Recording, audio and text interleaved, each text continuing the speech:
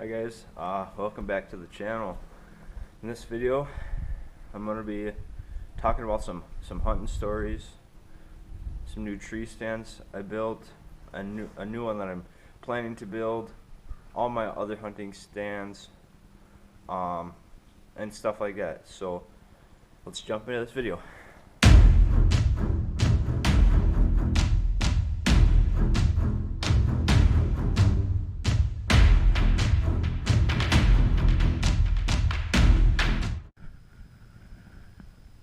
So this stand here I built 2 days ago, so that would have been Thursday or St. Patrick's Day, I guess it was.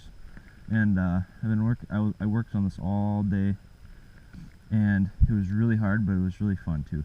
So as you can see, I built these stairs, like a ladder type dealio, and that goes straight up. You can see all the way up there, and then here I have a platform that I built. I'll have to climb up there and show you that, so give me a second. As you can see here, there's a platform. I'm not going to climb all the way up here because it's like rainy and snowy and super icy, but I only went up 3 ladder rungs here. So as you can see, got that built on there, and right over here by this tree there's a big giant scrape, and then a really big trail that walks right up through there. So I don't know if the snow will still show it, but I'll try to go show you that right now. I don't know if you guys can see that or not, but there's actually deer tracks here, and this has to be within the last 6 hours to 2 days, because that's when the snow started coming. So as you can see, right, some pretty big tracks. It's probably a buck or a really big doe. And I'll walk over here. Don't know if it's been freshened up or not, but anyways, there are tracks. Here, these are goat tracks. You can tell they're a little bit smaller. And more tracks all go up through here. And there's all these little broken off trees up here. And then if the snow was in here, it'd be really good to see. But there's actually a giant scrape right here where the bucks have been rubbing before they lost their antlers. And they tore all this up, and they pee on it every day and freshen it up, and then it's like a territorial thing, I guess. So on to the next. This stand here, we call this the fort. This was the first deer stand that I've ever hunted out of on my land. We did a little bit of adjustments. This window here can swing out. These 2 boards here pop out, and you can shoot all down here. And then through this front window, you can shoot all in this field. Okay, this is just our hay field. Okay, so let's see here. I've killed 1 deer out of this stand, big doe.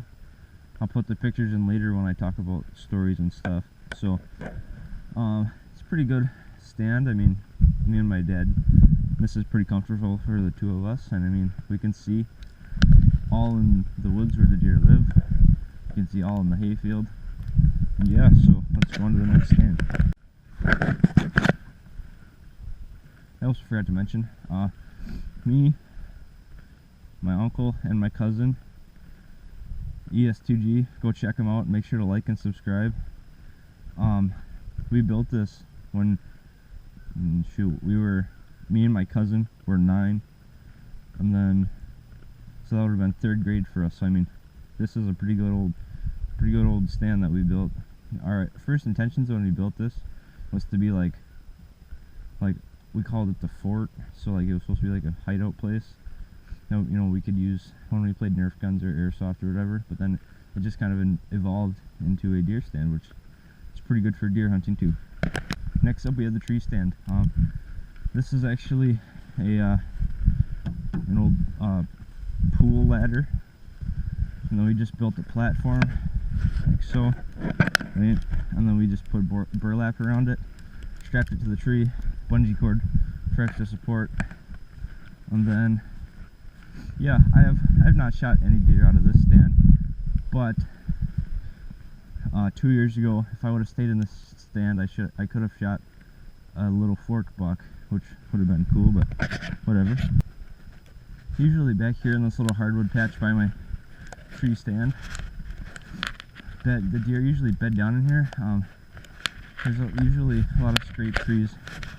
Looks like something peed right there. Scrape trees usually all up in here.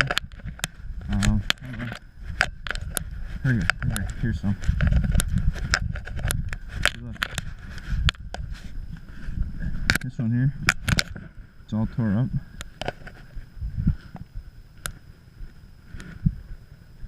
Yeah, so sounds like there's some turkeys over here. I'll turn it back on if I find any. And then right down here is the stump. Alright.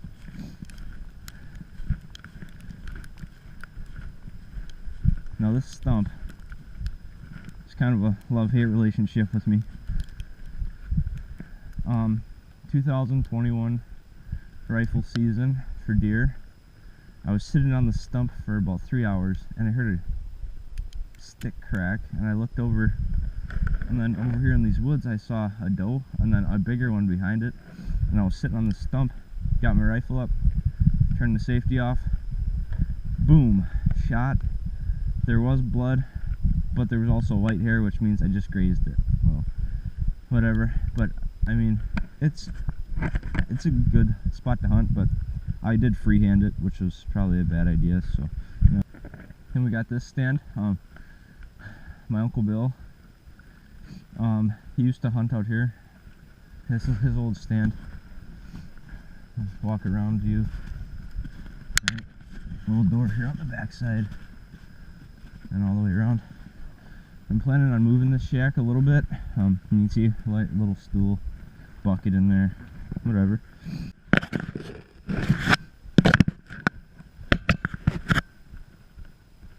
I would like to put my Uncle Bill's old stand over here, right in this little opening, because as you can see, we can see all these woods all the way to the farthest point, and then I can see down in the swamp. Now usually down in the swamp there's about, usually on average,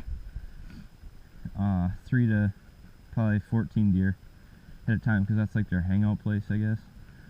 So what I'm thinking, and the bucks hang out here because this is all the thick stuff where, you know, nobody hunts. So I can see all through here still, so I can get a deer throughout here. I can get a deer down here by the swamp, and I'll go show you and see if we can find any tracks down by the swamp. I was unable to find any tracks, but here's the swamp. Ducks in here. Usually the deer will go on the outside, but they always bed back here in these pines and this thick stuff. And you can't really see. I don't really know how well you can see but this is a pretty steep hill. Like, I was slipping always walking up it and over there, and unless you're right on top of the hill, you can't see right down there. So there's this tree here, and like almost dead center in between that big oak tree and then this little tree. There was a doe there during deer hunting, and I was walking and I stopped right here about by this pine tree, and then I went over and I saw this doe and I went to go shoot it, but no shot. It was running straight away from me. So that's that. Alright guys, so like I said, story time.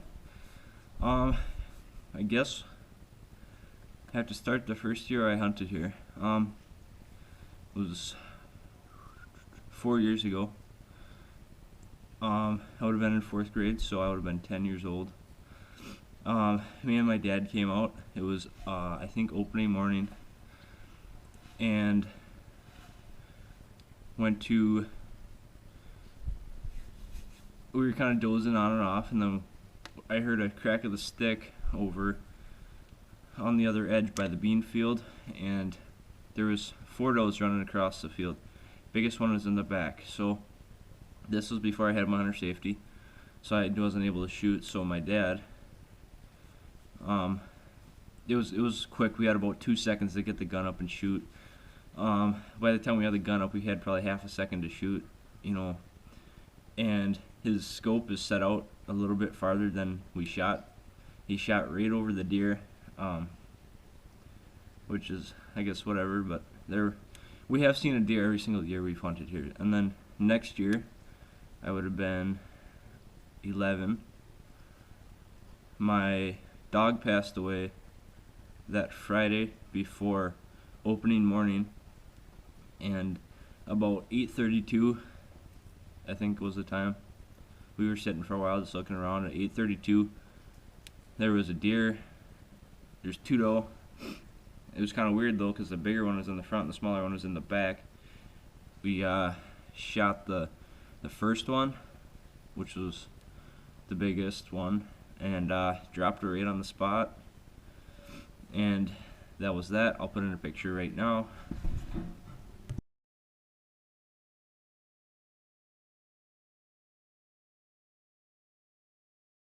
I was using a 303 British. I think they're 175 grain bullets, Hornady. I think they're light Magnum, maybe. But I mean, oh yeah, pointed tips too. That was the gun I used for that doe that I shot, or that I shot that one in 5th grade. Then in 6th grade, I would have been, 12 years old. That was the first year that I was able to bring my rifle out with me. So I was, happy and excited, and it was about probably 2 hours after illegal shooting light, and a little fork buck comes walking right in front of our stand about 10 yards. If we were to open the window, the deer would have went off. And I look back on it now, there was this giant hole in the window about that big I could have shot through, but it's fine. A little fork buck ain't really worth it. It was pretty small, but whatever. And then 7th grade was probably coolest year. That was the second year I was able to bring my rifle out with me. And it was legal shooting light at 6:58, I believe, and I shot the deer at 7:11, I think, or maybe 7:10. And I was looking around, getting ready. I was really cold, and then I see this deer, this giant doe that I've never seen before. It was super unfamiliar. I shot it, clean shot. I got double lung and heart, and it ran like 25 yards and died in a thicket, which was kind of a pain to pull it out of, but I was still happy that I got that deer. I'll put in that picture right now.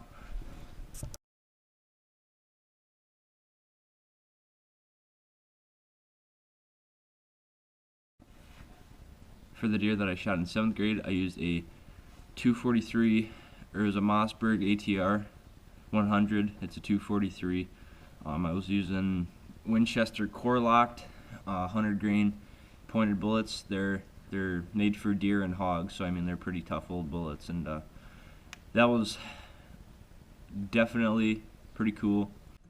And then this year, which would have been 8th grade, I didn't see nothing opening morning. It was really hot. It was warm. It was like 50 degrees. It was just warm, and nothing was moving. And then on the second day, I didn't see anything in the morning. And then about 10:30, I think, I was over at that stump that I was talking to you about, and I shot at that bigger doe that was in the back.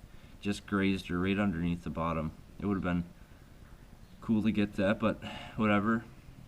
And then I didn't see nothing until Thanksgiving morning, which was pretty cool. I saw this, it was like 2 minutes right after legal shooting light. It was a little bit dark, but not crazy. I saw this head, and it was moving. I heard a stick crack, and then I saw its head, and there's a lot of grass in the way, so whatever, got my gun up. I was looking around, found its head, and then I walked its head because I could see the back of its neck. I walked it right down, right to the lungs. Boom, shot it 10 yards, ran like 15, and died right by a tree, which is pretty cool. Pretty easy tracking job. It wasn't the biggest doe ever, but I mean, it was still pretty big. Definitely glad I got that. I'll put it in a picture right now. For all you fellow hunters out there that are kids, learn to gut a deer while you're still young. Trust me, it'll help you a lot in the long run, and somebody won't have to do it for you every time, which is kind of ridiculous. So get yourself a good knife, just know what you're doing, and just get her done.